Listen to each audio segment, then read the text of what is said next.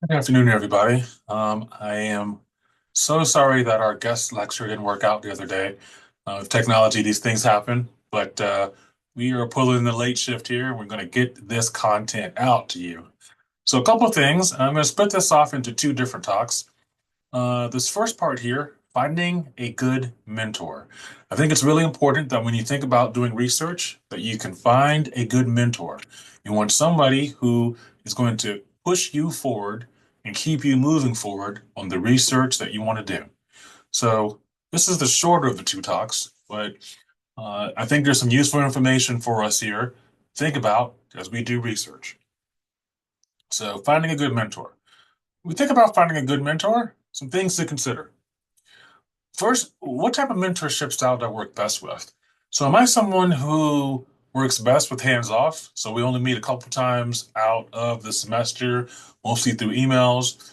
Am I someone who needs to be micromanaged? So, do I need to meet my mentor twice a month? Do we need to have phone calls? Do we need to have emails back and forth? What type of mentorship style works best with? You want to be sure that you are with someone who complements the style of mentoring that you need. If you're someone who requires that accountability, so meeting several times out of the month to make sure you're on track, then you need a mentor who can do that. If you're somebody who keeping up with your mentor that much would actually be quite stressful for you and you need a little bit of a break, then you want somebody who can give you that break and who can also be there for you when you need. Perhaps you want somebody who is very type A, so somebody who's really busy, grabbing grants, doing research, or perhaps you need somebody who's a little bit more laid back, teaches less classes, has a little bit more time in the schedule. Whatever the case is, one of the best things you can do from the outset is to understand what you need and look for that in a mentor. So you want somebody who can complement you, and you want somebody whose teaching style you can learn from the best. So you also want to think about what are the best ways that I learned? Do I learn by doing? Do I learn by observing? Do I need to read a lot? Am I somebody who needs to be thrown directly into the deep end and then I figure it out and swim? Or do I need to take baby steps here and there as I learn things? You have some mentors who will just give you a data set and say, have at it, have a good time. You also have other mentors who will make sure that you know how to do basic things such as looking up research, looking up articles, looking up authors, trying to figure out what research area you even want to work in. What is the most recent research? So, in either of those cases, you need to know what style would I work the best with. Who is doing research I'm interested in? So, you want a mentor who has some familiarity with the research you're doing. Every once and again, you can find somebody who doesn't have any familiarity, still wants to work with you. But by and large, if you're doing work that your mentor is also doing, that's going to benefit you greatly. If you can do the work that your mentor is already interested in and always doing and already doing, then that mentor will be able to give you guidance and scholarship. Will be able to walk you through the pitfalls of some of the things you're proposing.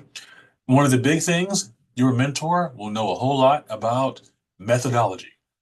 You're going to need to know methodology that's appropriate for the concepts you're testing and for the theoretical frameworks that you're interested in. So, the best way to do that is to have a mentor whose interests are very similar to what you're interested in. They don't need to be exact, but they do need to be in the same area. So, if I'm interested in depression in adolescence, it might be useful to work under someone who has done work in looking at mental health disorders in adults, adolescents, children. So it's tangentially related, but it's useful because they're familiar with the work, and oftentimes they're familiar with the researchers who do the work. So that'll be something for you to need to know also as well. Who can I get along with for a year? Remember, these projects last one whole year. So you have to be able to work with your mentor for a whole year. I've had the situation, unfortunately, where I've been with a student and uh, we both realized, I think, within a couple of weeks, it wasn't going to work out. It's an uncomfortable and awkward reality. So who can I get along with? Who do I not mind working under, meeting with, and talking with for a year? Who am I with who I can learn under, be responsive to, and listen to, and grow under for a full year? So we got to keep it real. If you're working with a mentor, you know what you have to be able to do? You have to be able to like that mentor. And that mentor also has to like you for a full year. And so, who is working in the university who I know I can get along with? Because if we can get along together, then we're very likely to do good work together. If we can get along together, we're likely to do good research together. So, who can I get along with for a full year that can guide me through all the stages from inception to completion and defense of my research? This is a big one right here. Who has the time to dedicate to me as a student? Who has the time to give me a full year of mentorship? Who can meet with me consistently for the full year that we're doing this project together? Who can meet with me a couple times out of the month? Who can meet with me a couple times out of the year? Who can I call? Who can I email and they'll be responsive? One of the worst things is to have a mentor who is too busy. They have too many grad students, and you email them for something and you don't hear back for 2 weeks. Guess what? You just lost 2 weeks of data collection. Um, or you have someone who has a lot of students who they're taking care of, and the only time they have for you, they got about 5 minutes for you throughout the rest of this whole entire month. Your project is going to not do very well. You're going to be left feeling lonely and frustrated. So you want somebody who, when they accept you as a student, they're making a promise to you that I will have time for you. I will be interested in the research you're doing, and I will be there for you when you need me to. Here's the proposed timeline that I have. Things may vary depending upon the research that you're doing and what you're interested in. But here's my proposed timeline. So, over the summer, first few weeks of fall semester, you want to research mentors, email them, brainstorm topics. If you can get a face-to-face interview with them, that's really useful. I've had students email me, and then we set up about an hour-long meeting. They walk me through what their research idea is. I figure out if it crosses over with what I do. We brainstorm how this might work, and then at the end of the meeting, we figure out, do we think this is a match or is it not? Within about an hour, I think you can have a good idea of if this is someone I could work with or if this is somebody who we wouldn't be able to work well together. So the first few weeks of that fall semester, that's when you really want to have that meeting with folks. You want to confirm that your mentor can work with you over the course of a year, and they can meet a few times. So what you want to confirm they have time for you. You want to confirm that they're going to hold a space for you that you need. By Thanksgiving, the first week of December, you want to submit your study idea to the IRB. I've upped this timeline somewhat. And the original way that I did this presentation, I had you submitting your stuff to the IRB late January, sometime in February. And that's actually a really bad idea because the IRB takes a really long time to get back to you.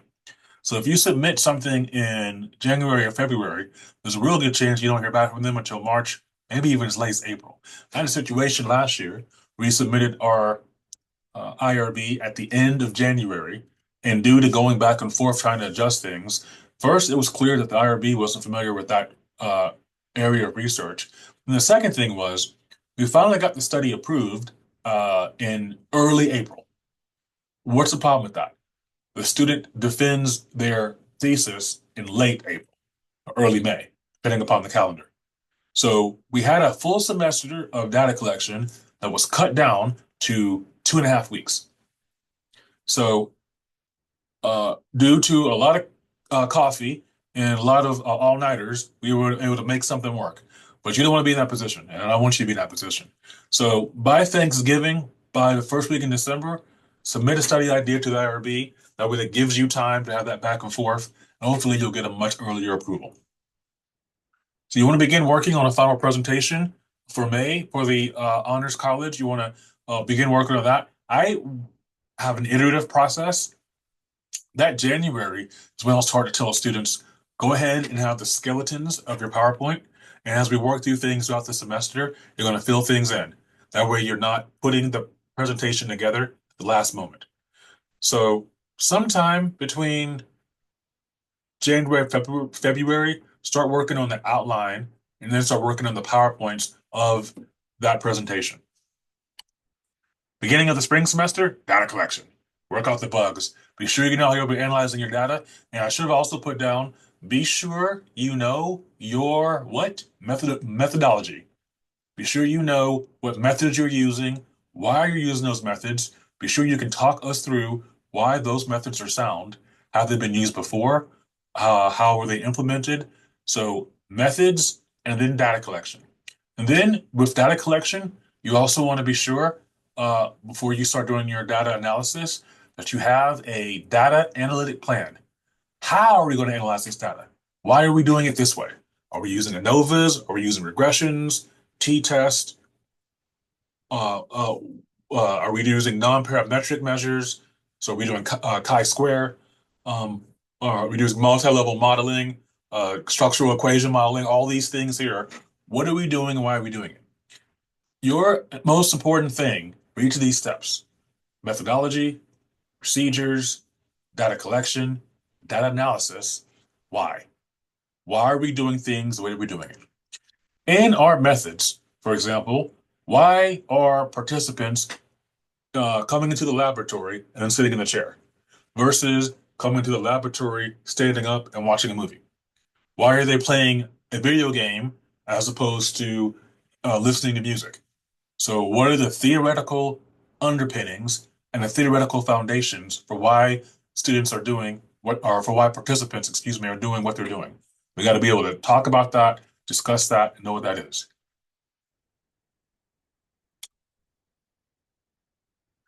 April, data analysis right up. So you want to finish your data analysis, and then you want to work with your mentor to look at the data, write it up, and figure out what is it that I want to present for my discussion. What I've been working this project for a full year. And through my data analysis, we're going to discuss this project and what we found. We're also going to discuss what we did not find and why we didn't find those things. So you want to have that, you want to use April as a chance to do that. And I would almost recommend that you're working on this step once we get back from spring break in March. When we get back from spring break, then you start working on it. You've got some extra time to figure out your data analysis, to continue your data collection should you need to, anything you need to do. But those 2 weeks that we get back from March, that's when you really want to focus on this and think this through. So try to have that data analysis finished mid-April, and then you're going to spend some time writing it up in your discussion. You'll be ready to go for your defense. May. Hey, late April sometimes the calendar. May, present. Breathe a sigh of fresh air. You did it. You worked on research, independent research for a year. You presented it, and then you're able to talk your committee or other researchers through what you did, and you have a whole year to understand your data and your research. We're going to ask you questions about why you did certain things. And because you've been working on this for a long time, you've thought about your why. You've thought about why the methods are, the theoretical underpinnings are, what the data analytic plan was. You've thought all these things through. So when we ask you questions, you're able to answer it with two things I think are important: confidence and authority. You're going to answer with confidence and authority. You know this research better than anybody. It's your research you're working on. So you're going to answer this with authority, and you're going to get this done in a way that makes sense. You want to foster your relationship with your mentor. You want to meet consistently. Don't go missing. Um, I have had a mentoring relationship fall apart because my mentee went missing. And by going missing, what I meant is sent me an email in early August. I responded to that email to set up a meeting, never heard from the student again. And that is after sending emails to that student. So never heard from that student again for the rest of the time for that semester. Then hear from the student again at the beginning of the next semester. And then that relationship fell apart. And so don't go missing. Look, life happens, right? Like I teach classes and things like lifespan development, things like death and dying. Life happens. Accidents happen, loved ones pass away, opportunities come. All these things happen. We're sick, we get injured. All these things happen. Life is always moving. We're doing research in the midst of life. It is better to email your mentor and tell them what's going on than to simply disappear. So don't go missing. Even if, and here's the thing that undergrads sometimes do. My mentor gave me an assignment to do, and it's been 3 weeks. I didn't do it. So I'm just going to disappear, and hopefully they won't know that I'm gone. And we do. And so it's easier to say, I'm sorry, something came up. I didn't do it. That's better and easier, and it helps your mentor as opposed to just leaving. So you want to be sure that you can take ownership of your research, and then you want to, furthermore, you want to have the type of relationship with your mentor where you can tell them what's going on, and you don't have to fear judgment. You don't have to fear um, being scolded. You don't have to fear your mentor being disappointed in you. You want a mentor who can listen to what's happened and help redirect, come up with a new plan. You want somebody who's going to be warm towards you, kind, comfortable, and is going to be able to say, that's real life that happened. Let's figure out where we go from here. So if you don't have that relationship with your mentor, then that's a sign something is off in that relationship. Don't be afraid to admit you're unsure of what you're doing. Quite literally, this is our job. Quite literally, our job is to teach you how to do things. That's why you're working with a mentor, because you need mentoring. You don't know what you're doing. You don't know how to collect data. You don't know the best way to do things. And so we're here to help with that and to give you what you need to learn and have the experience and to have the tools you need to do effective work. That's what we're here for. You want to treat your honors thesis like another class. You don't want to just do your honors thesis whenever you have time. You want to have time in your schedule. You want to have time in your schedule where you can work towards a thing and get it done. You want to have time in your schedule where it's just another class that you donate an hour and a half, 3 hours to every week. You're going to get a grade for this. And also, when you pass this, it's going to go in your transcript. And this looks really good and puts you forward. So this class here is not just another class. There's some career implications to your success as a research honors scholar. So you want to be sure that you are able to treat this like a class. You want to give it the time and the respect it deserves. Choose mentors who will advocate on your behalf. Super important during the defense, right? Someone asks you a question that's really difficult, and you know the answer, but you're nervous and you're stressed, you forget it. Your mentor can jump in, or your mentor can prod you to remember, because a good mentor prepared you for that question, and they prepared you to answer the Q&A. So you want mentors who will advocate for you. Sometimes people need a little help. So sometimes I've had the situation where someone couldn't finish in 2 semesters, they needed 3. So you want a mentor we're going to follow this through, and we're going to make sure that they get what they need, and they're a great student, and we're going to support them. So you want somebody who will advocate on your behalf, who will fight for you, who will fight with you to make sure that things are fair and equitable for you. You want somebody who you can look at during your defense and know this mentor has my back. If something goes wrong, they're going to jump in, they're going to help you out. You want a mentor who can defend you, who can be your shield in essence. Who can defend you from things. And then we'll talk about the IRB. They are busy and slow. So as we already said earlier, it could take weeks, sometimes months to get a response back.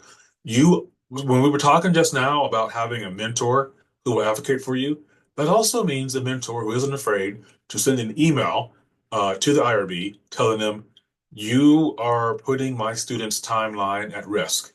I need you to approve this study. You need somebody who's going to be brave enough to do that. And the IRB is very responsive to that. You must be meticulous in how you wrap your study. So when you're writing up the results and things, you don't want to leave anything to chance. You want to talk about what happened, what didn't happen. You want to give me a step-by-step outline and direction through your methods. You want to walk me through your hypotheses. What hypotheses do you have, and why are they there? And then minor mistakes in your write-up can cost you 3 or more weeks. What does that mean? We catch some things in the write-up that need to be reset or redone, and then you have to submit a whole other draft. Or you pass, but you pass with limitations. So there's things we need you to correct now, and instead of just passing straight through and going about your business, you got to still work on this thing, even though the semester is coming to an end. So be meticulous, study, write up what you need to do, and do it in a professional and informed way. All right, this is the part I normally would ask you questions, but there's no one here except for me in a building by myself late at night trying to shoot this because that's how the schedule is this spring. And that's all right. If you do have questions, then you can feel free to email me. I am Dr. Calvin Sims in the psych department, so calvin.sims, and we will go from there. But I wish you well. I know you're going to do amazing. Remember, find mentors who can help you out and who can fight for you. That'll be one of the best things you can do, as well as finding someone who can work well with you. And I think you're going to have a great study if you can do so. All right, talk to you in a bit. Until next time.